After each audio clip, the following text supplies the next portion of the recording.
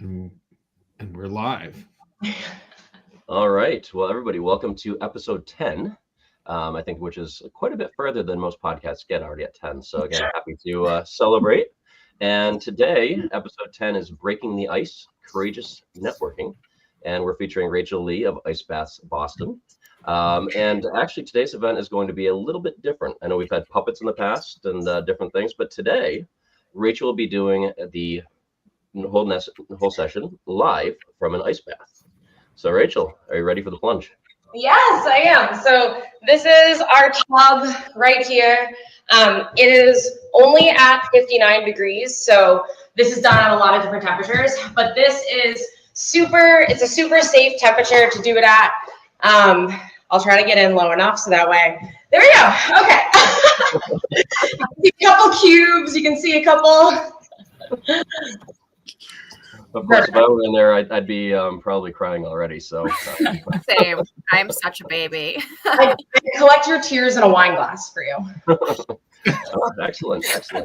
So now I'm gonna have to do it sooner in that case. Yeah, and actually, can I give a little safety disclaimer too, just to Yes, please. Of course. Yeah. So ice bathing, contraindications to it are the only one is pregnancy. But if you have blood pressure issues, if you have heart disease, please consult your doctor beforehand.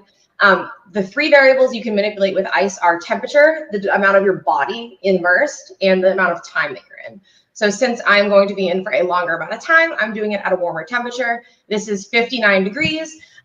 So usually there isn't any ice, but I put in a couple, of ice cubes. You can see one, but the other ones are down on the other end, just for show. But please do not plunge alone if you've never plunged before, and please listen to your body. You really should only be like a workout regimen. Start easy, start light, start with just a couple 30 seconds or a minute, and then work up to it. I do this nearly every day. I'm a professional, and so that is why this is safe. We have so many questions now, but I think I know.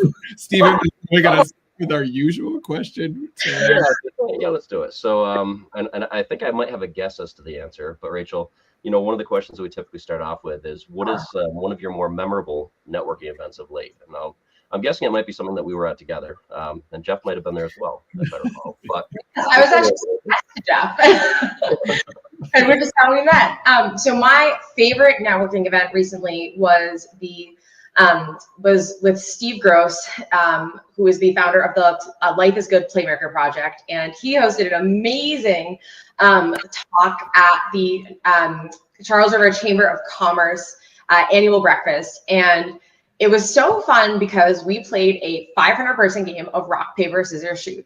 And the whole theme of it was really becoming a cheerleader and developing a sense of positivity and changing your perspective in the midst of times when life isn't exactly as optimal or the outcomes hadn't happened as you wished. And so the reason why this was so cool was because you did rock, paper, scissors, shoot, best of one.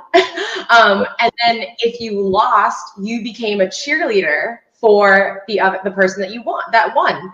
And it grew and grew and grew. And by the end, there were two whole sides, the east side and the west side.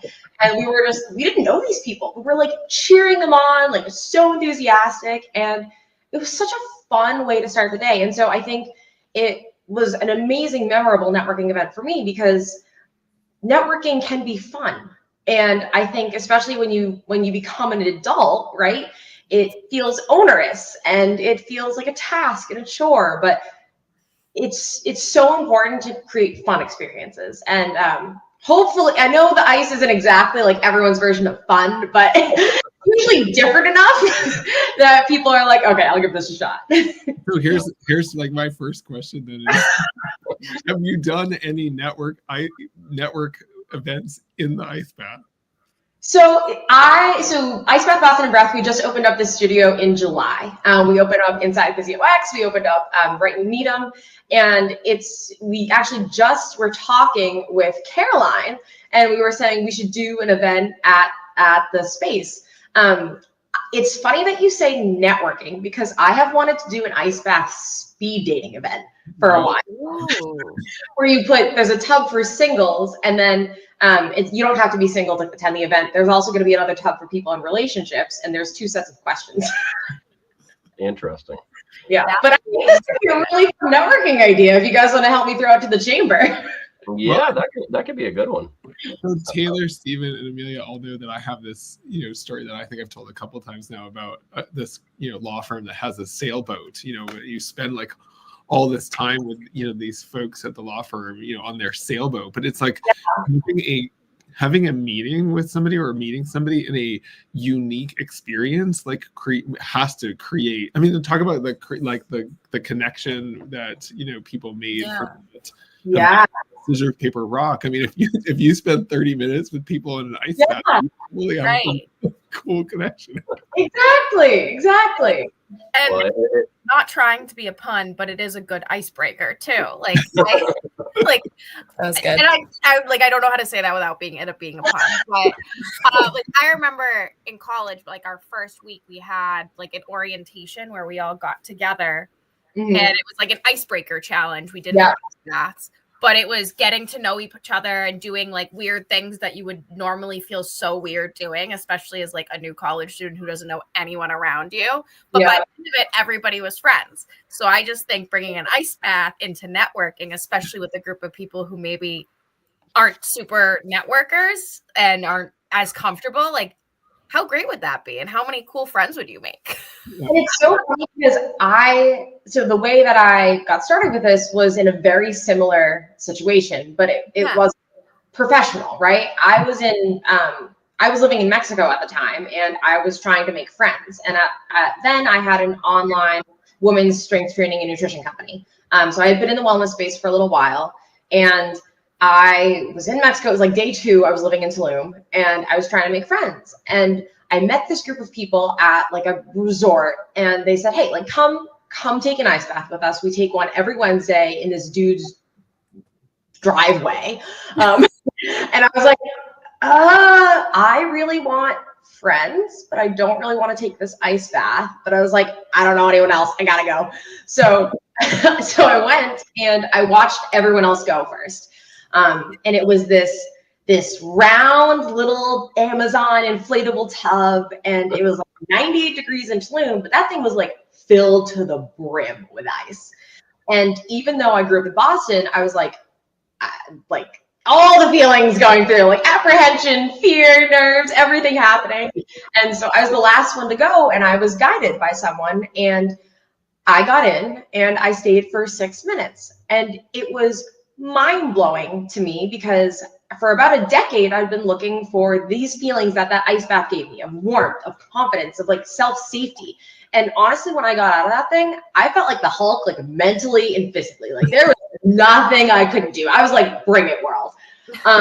And it really was so meaningful to me because in 2011, I was diagnosed with anxiety and major depressive disorder after witnessing the death of my high school boyfriend in a car accident. And so the trauma and the fallout from that was something I really didn't expect. And I spent a decade looking for tools. So I was on medications. I was seeing a variety of different therapists. I was seeing so many different doctors. And at that point, I was a strength coach and a nutrition coach. So I thought I was doing like everything I could.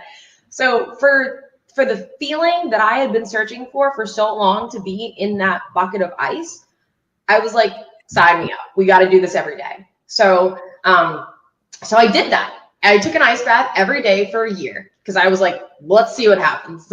Only good things can really happen here.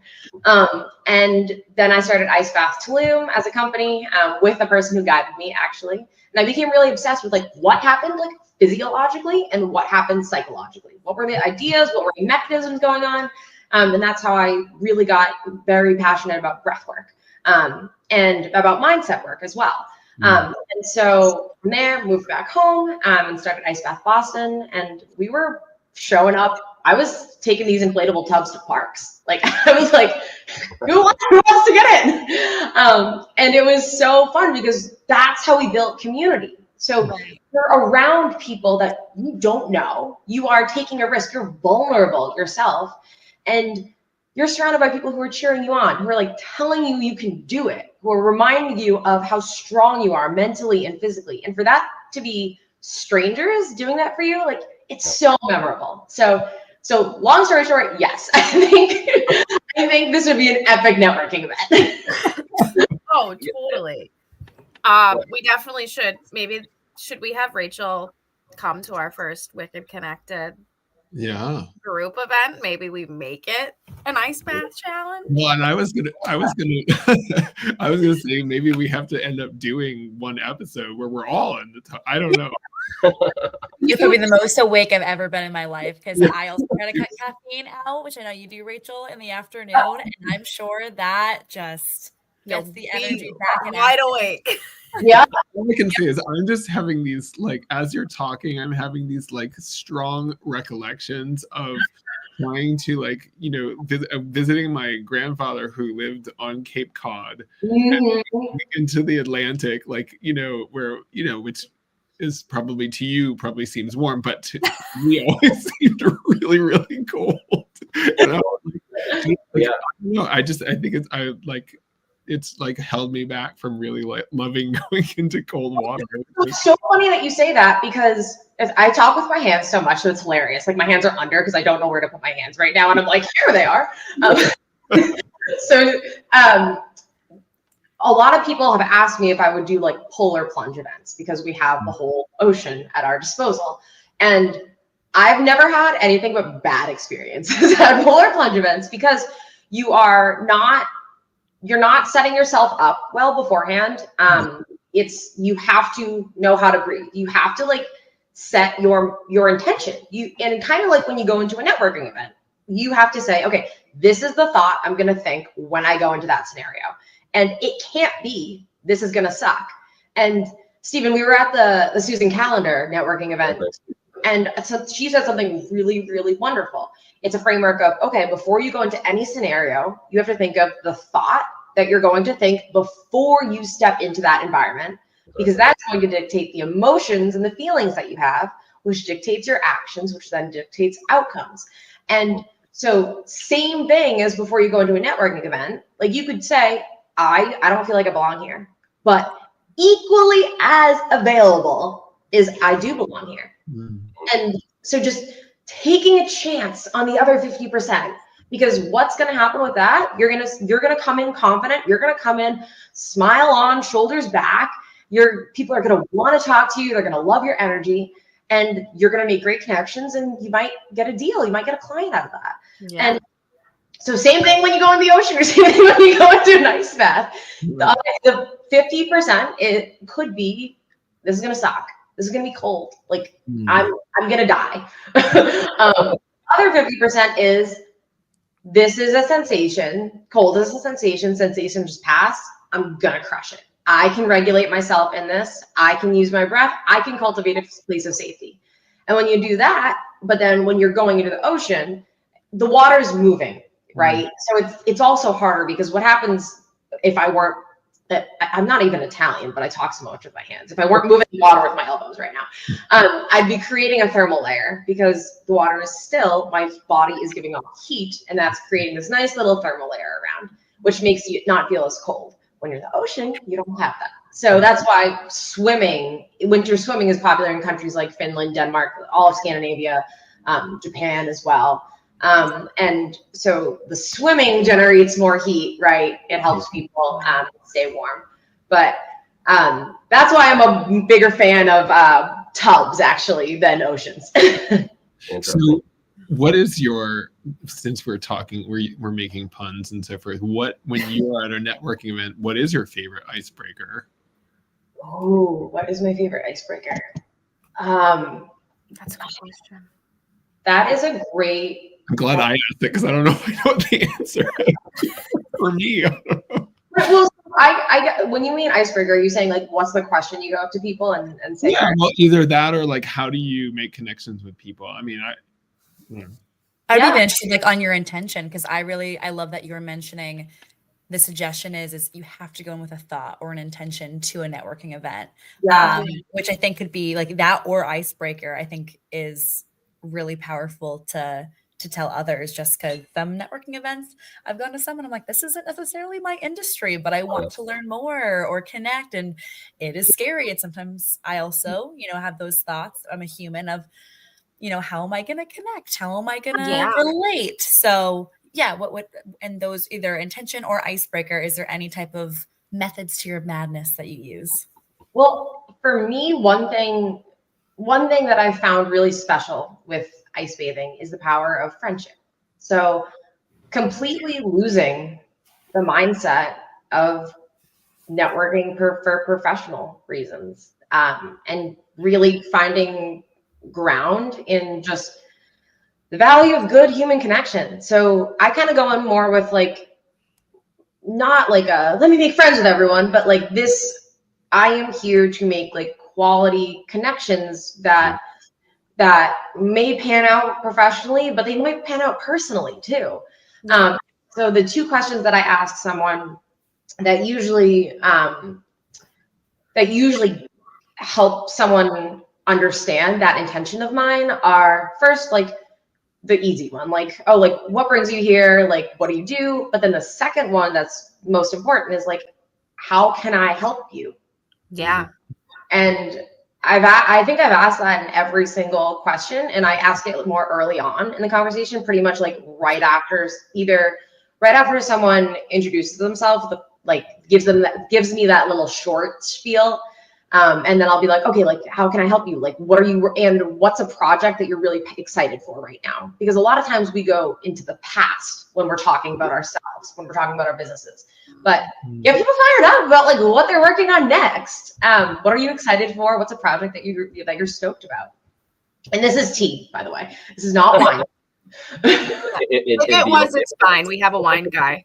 Yeah. There's nothing wrong with drinking on a podcast. We don't have like any FCC regulations. No. Especially when Steven is our resident wine guy. So as long as it's wine purchased from Steven, you can drink it on this podcast. Then it's fine. There it goes. I do really like, though, Rachel, that you mentioned what are they excited about? What are projects that are, projects or because you have no idea. Maybe someone's writing a book, maybe someone has a big project that they're going on, but that's definitely something that I don't think that I do super frequently when you're getting to know someone. To your point, it really is more in the past. But I mean, with energy like that, Rachel, how does not everyone, want to team up with you and work with you, And I think that shows too, like you're really invested in learning who they are. Yeah. Yeah. I love that too. I think this idea of, I don't know that I've ever tried that, but asking people, what are you up to? What are you doing now?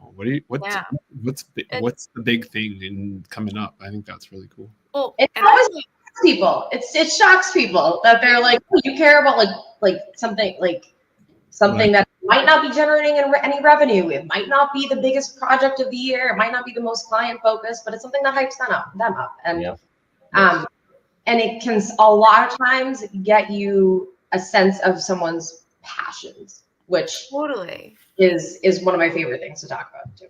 And I really like you asking like how you can help them early in the conversation. That's something I always ask at like the end of a conversation. But now I'm thinking about it, and I think that is just a great icebreaker of how can I help you? And then you just get right into the meat of it, and you really get to understand them. And I'm gonna have to try that. Yeah, I think that. Here we are. I guess I'm not an expert at networking. Look at it. Look us here. There you go. Right? It's so before my first career, I was a teacher. I was an international teacher for 3 years in the Middle East, and then 3 years in inner city Philadelphia. And there was no value in a network. Like you were the most important person to know was like your head of school, your principal, and the teacher next door. And outside of your school, like there was just no purpose for it because so many teachers stay at the same place for like their entire career. Yeah.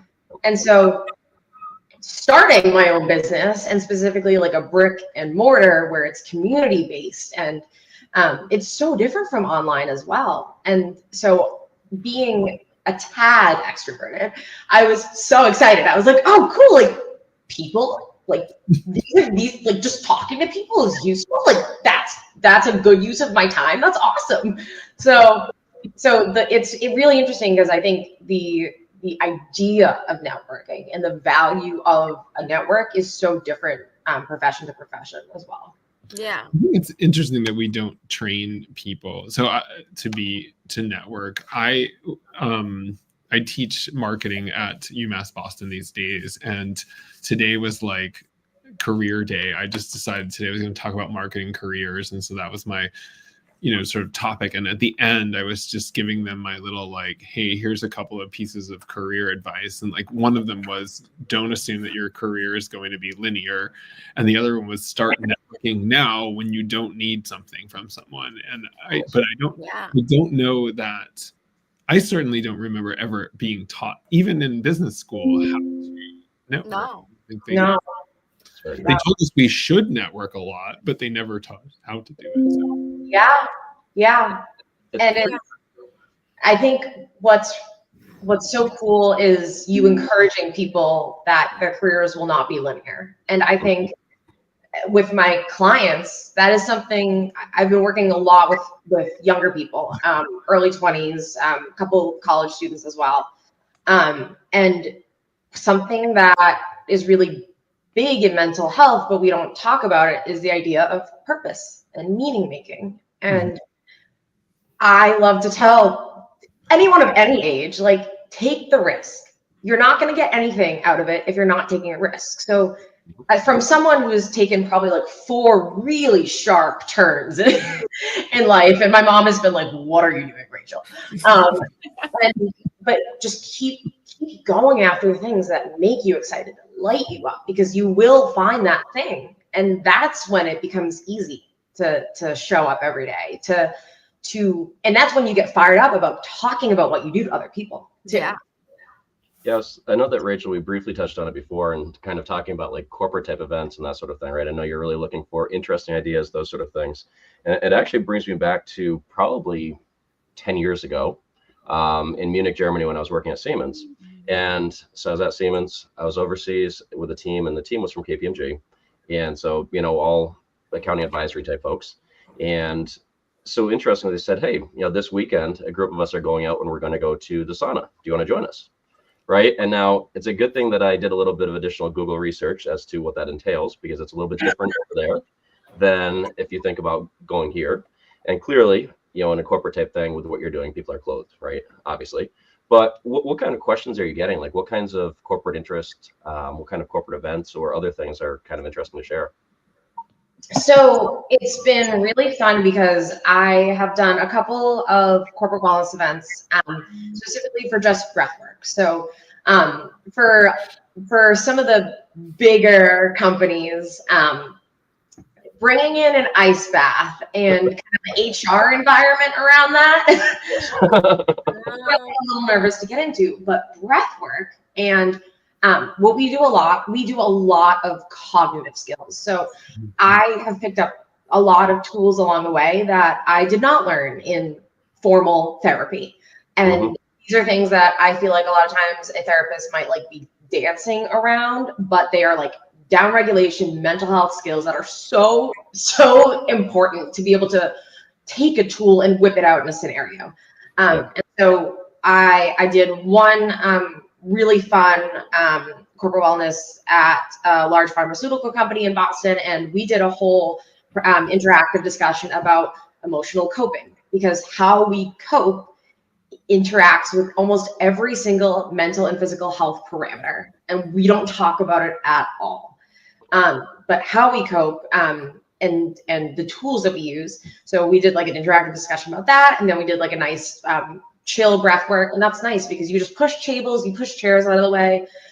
Everyone brings a mat, you lie down, and it's just breathing. And I sync everything to music too. So you're not thinking about your next meeting or that deal or like whatever. You have to focus on your breath. So it's nice because it's easier than meditation.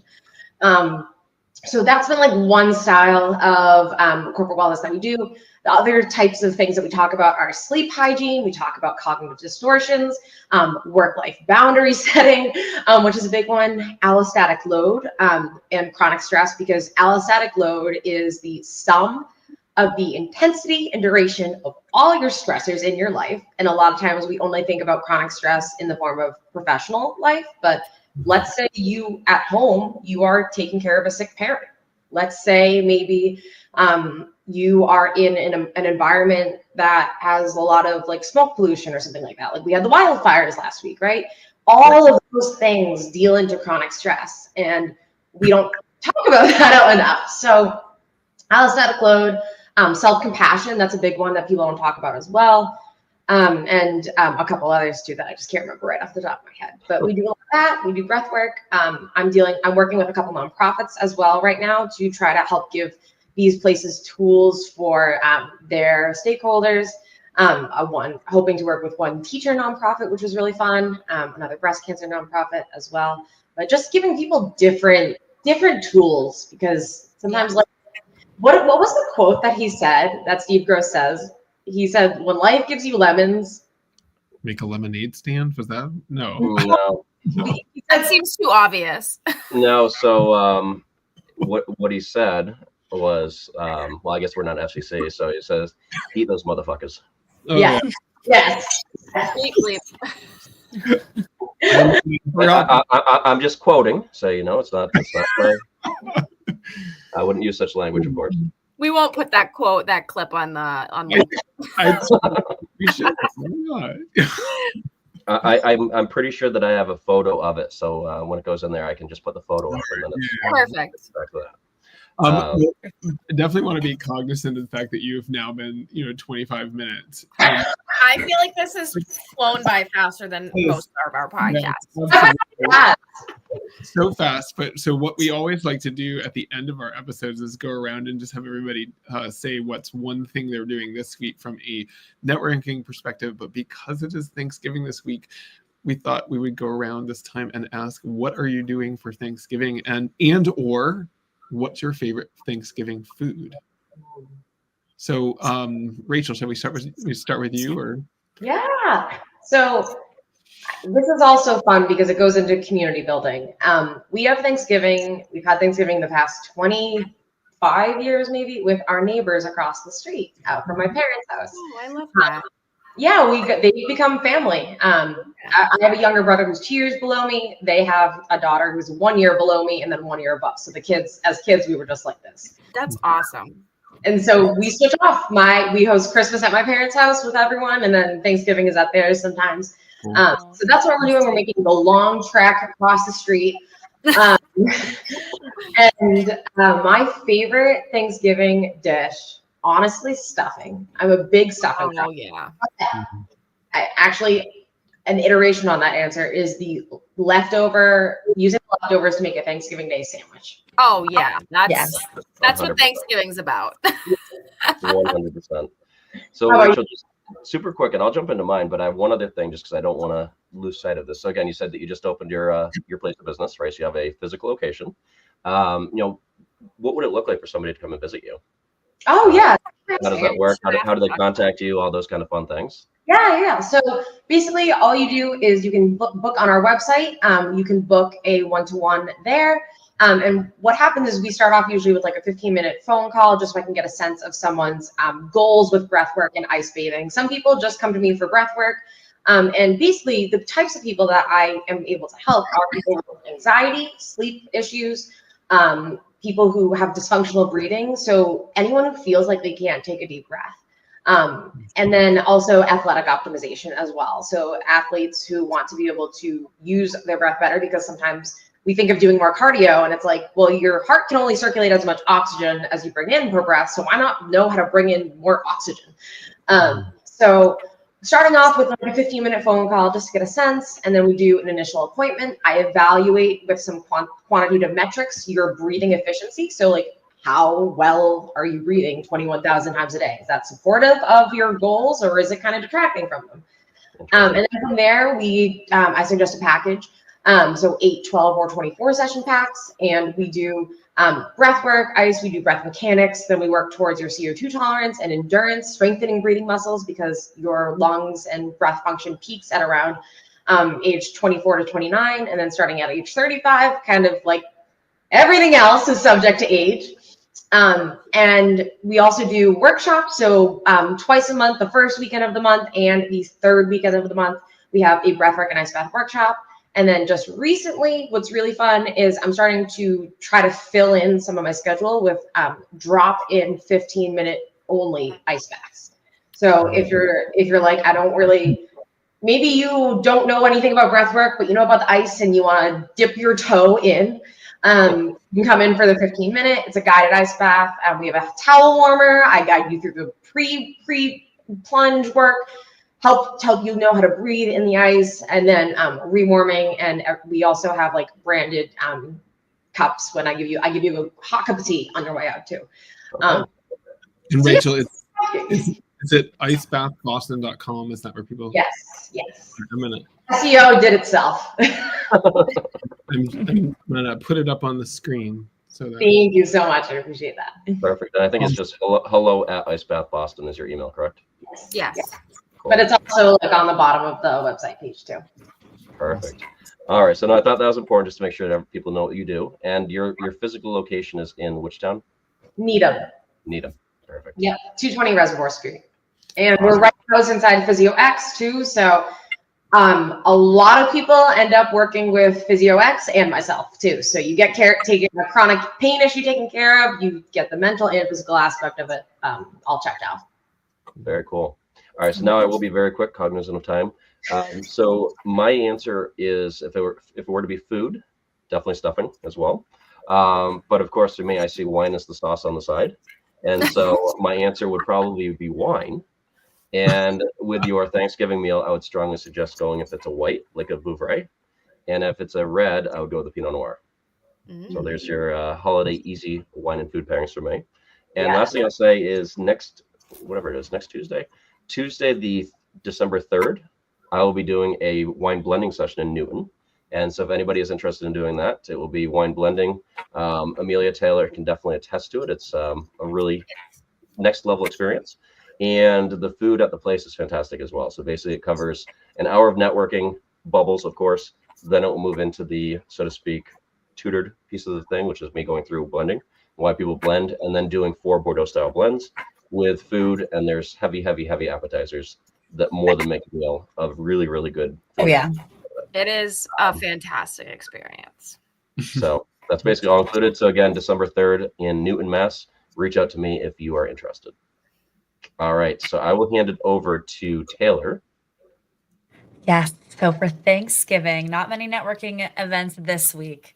I'm going to reap the benefits of the holiday, but my family and I used to be dragged and now I enjoy it. But we do a 5K run in New Hampshire, the Turkey Trot, every year. It's 7 a.m, nice and early. Now that I'm more of a runner, it's a lot of fun. So it makes you, feel like you deserve the meal a little bit more. So that's always a good time. My nephews now dress up like little turkeys and it's adorable. And then for food, I would say all of the pie, every single piece of the pie. And then sweet potato casserole. Is a good one. I have clearly love sugar, so. Yeah, but you have to have one favorite out of all the pies. Oh, yeah. I usually like a chocolate pie or a pumpkin pie. I'm a tapas kind of gal, so I'll take a little bit of everything and do that. Awesome. But yeah, what about you, Jeff? So for me, we always do Thanksgiving at my parents' house. And it's always super fun to see the whole family. And my favorite food, I guess, is for Thanksgiving is in the vein of pies, my brother's significant other makes this amazing pie that it's a pumpkin pie, but it's kind of like, I don't know, it's like more the consistency of like a key lime pie, and then it has whipped cream on top and then candied pecans on it. It is just like I'm like so looking forward to that. She makes it every year. It's amazing. So, Want it now? Wow. yeah. So save a piece for me, Jeff, and we'll go to Amelia really quick because I know that Rachel's probably past her limit, and I don't want her to look like a smurf. Yes, I'll be quick. So I'm going to Rhode Island with my family. So my family in Rhode Island, they literally all live next door to each other, like cousin, uncle, aunt, like literally like that. They all drive golf carts around, actually. So I haven't gone down there in a couple of years because I've been going to my husband's Thanksgiving. So I'm really excited to spend it with my family this year. As for food, so this is like a Rhode Island thing. We have meat pie, like turkey and meat pie. Like we don't do a lot of vegetables. We're like a big carnivore family, not vegetarian friendly. But it's a French Canadian meat. It's meat pie, but it's a mixture of like pork and beef and potatoes. I love it. I grew up. We eat it every Christmas morning. Actually, that's like our family tradition. So I only eat it for Thanksgiving and Christmas. And it's my grandma's special recipe, and my aunt can make it just like her. So I'm really excited to go down and have some. All right, Amelia, save one of those for me too. That sounds perfect. Awesome. I'll give you a slice. Maybe have to do like a Friendsgiving or like a Christmas dinner. Yeah. Well, every time my dad makes them, he makes them pretty close to my grandma's. But he always gives me like 3, so I'll throw one in the freezer and I'll bring you one. Right. Perfect. We don't know what we're missing, so we'll that's going to be the next best. Well, this has flown by. I think I agree. Maybe faster than usual. Maybe it's because you're in the cold water, but so great to have you, Rachel, and thank you. Yes, thank you. Being connected. And shout out to Charles River Chamber as well. Yeah.